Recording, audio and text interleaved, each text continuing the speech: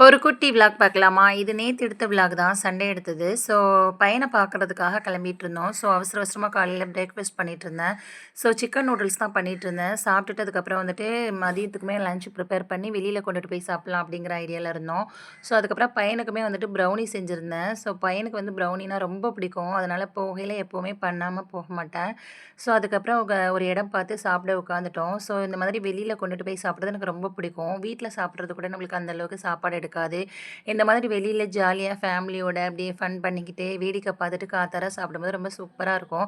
எனக்கு ரொம்ப பிடிக்கும். இந்த மாதிரி வெளியில கொண்டுட்டு போய் சாப்பிடுறது ரொம்பவே பிடிக்கும். வீக்கெண்ட் ஆனா நான் வெளியில கொண்டுட்டு போய் சாப்பிடலாம் அப்படின்னு தான் என் ஹஸ்பண்ட்ட சொல்லுவேன்.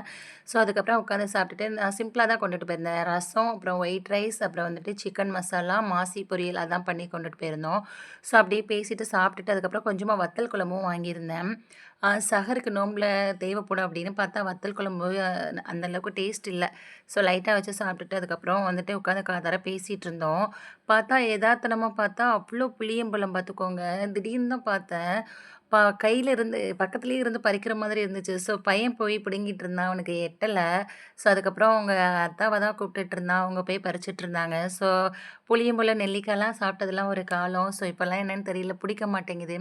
ஸோ யாருக்காவது குடுக்கலாம் அப்படின்னு சொல்லிட்டு பறிச்சுட்டு இருந்தோம். அதுக்கப்புறம் பறிச்சுட்டு அதுக்கப்புறம் கிளம்பியாச்சு பையன பார்க்க போறதுக்காக. ஸோ அதுக்கப்புறம் வந்துட்டு நான் ரமதான் ப்ரிப்பரேஷன் வந்துட்டு ஷார்ட்ஸ் வீடியோல குடுக்குறேன். கண்டிப்பா பாருங்க. கண்டிப்பா உங்களுக்கு யூஸ்ஃபுல்லான வீடியோவா குடுப்பேன்னு நம்புறேன்.